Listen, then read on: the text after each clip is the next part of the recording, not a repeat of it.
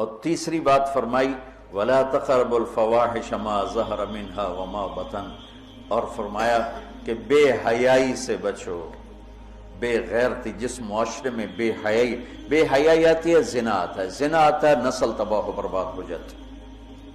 خاندان ٹوٹ جاتا ہے، خاندان بکھر جاتا ہے۔ ہمارے مسائل اور ہیں، ہماری پریشانی ہماری بددیانتی، کھوٹ، جھوٹ کی وجہ سے کچھ نہ کچھ ہمارا فیملی سسٹم پھر بھی موجود ہے، لیکن یورپ تباہ ہو چکا ہے، مغربی ملک تباہ ہو چکے ہیں کہ ان کا فیملی سسٹم ٹوٹ چکا ہے، وہاں نہ کوئی ماں ہے، نہ کوئی باپ ہے، نہ کوئی بھائی ہے، نہ کوئی بہن ہے، نہ کوئی بیٹی ہے، نہ کوئی بیوی ہے، وہ انتہائی کرب کا شکار ہے۔ مجھے ڈاکٹر ملا، میں امریکہ سے آیا ہوا تھا، رائمنڈ ملا، میں نے کہا تم کس چیز کے ڈاکٹر؟ میں بچوں کا ڈاکٹر ہوں، نفسیاتی مریض۔ میں نے کہا ہے بچے بھی نفسیاتی مریض ہوتے ہیں؟ کہ اتنے مریض ہیں کہ میری لسٹ 6 مہینے بعد ڈیٹ ملتی ہے، میری لسٹ میں 6 ماہ بعد اس کا نمبر آتا ہے، اتنے مریض ہیں لائن۔ میں نے کہا اس کی کیا وجہ ہے؟ کہا ماں باپ نہیں ہیں، باپ تو ہوتا ہی نہیں ہے، بوائے فرینڈ ہے، جب وہ حمل ہوتا ہے وہ چھوڑ کے بھاگ جاتا ہے، وہ کسی اور لڑکی کو لے لیتا، اکیلی لڑکی بچہ جانتی ہے، پھر اس نے جاب کرنی ہے، اپنا گھر چلانا ہے، تو بچوں کو چھوڑتی ہے، وہاں وہ کیئرنگ بنے ہوئے ہیں ہاؤس، جہاں یہ پورا کاروبار ہے کہ بچوں کو وہاں چھوڑ کے چلے جاؤ، وہاں بچے کے پاس ماں نہیں ہے، باپ نہیں ہے، بہن نہیں ہے، بھائی نہیں ہے، وہ آنکھ کھولتا ہے تو ایک غیر مانوس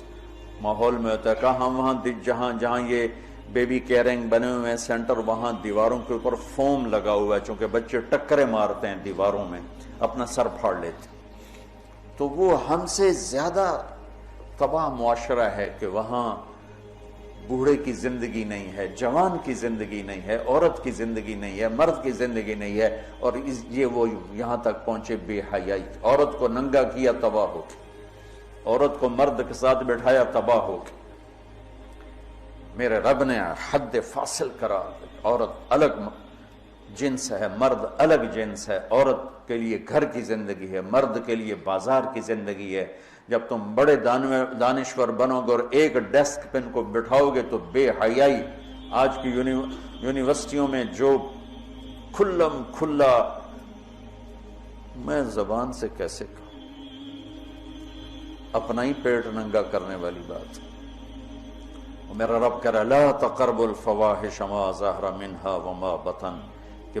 بے حیائی کے قریب نہ جاؤ، بے حیائی کے قریب نہ جاؤ۔ کہ اچھا، یعنی زنا کے بارے میں اجل لا تقربوا الزنا، یہ نہیں کہا کہ لا تزنو، زنا نہ کرو، کہا لا تقربوا، زنا کے قریب نہ جاؤ۔ قریب جانے کا کیا مطلب ہے؟ بے پردگی، آوارگی، مکس گیدرنگ، عورتوں کے چھوٹے کپڑے، اور اب جسم کو ننگا کرنا، نمائش کرنا۔ یورپ کی عورت بیچاری کو تو پتہ نہیں ہے، وہ نہ ماں ہے، نہ بیٹی ہے، نہ بہن ہے، نہ بیوی ہے، وہ ایک ٹیشو پیپر ہے، استعمال کر کے پھینک دیا جاتا ہے۔ مغرب کی عورت انتہائی مظلوم ہے،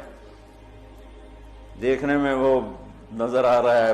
آزادی نہیں ہے، اللہ کی قسم کربناک زندگی ہے، کربناک زندگی۔ اس لڑکی کا کیا حال ہوگا جو 11 سال کی عمر میں اپنا خاوند ڈھونڈنا شروع کرے اور 20 نوجوان اسے استعمال کر کے پھینکتے چلے جائیں، اس کی کیا زندگی ہوگی؟ اور اس نوجوان کی کیا زندگی ہو جو بیوی کی تلاش میں دھکے کھا مر جائے اور اسے کوئی وفادار لڑکی نہ ملے۔ عورت کو شوہر نہیں ملتا، مرد کو بیوی نہیں ملتی، تو اس لیے وہاں کی نسل گھٹ گئی ہے۔ تو میرا رب کہتا ہے لا تقربو، لا تقربو کا مطلب ہے کہ جو چیزیں بدکاری کو ہوا دیتی ہیں وہ ہے مرد عورت کا کھلا اختلاف، عورت کی بے پردگی، اور عورت کا کپڑوں سے باہر آ جانا، مرد پورے کپڑوں میں اور عورتیں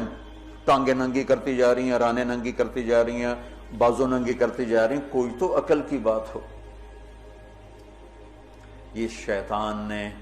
عورت کو الٹے راستے پہ چلایا اور اس نے اپنی عزت بھی گنوا دی، عصمت بھی گنوا دی، اور اپنا مقام اور مرتبہ بھی گنوا دی۔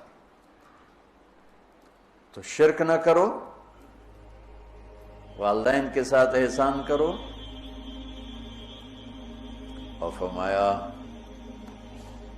بے حیا نہ بنو، بے حیا نہ بنو، بے غیرت نہ بنو،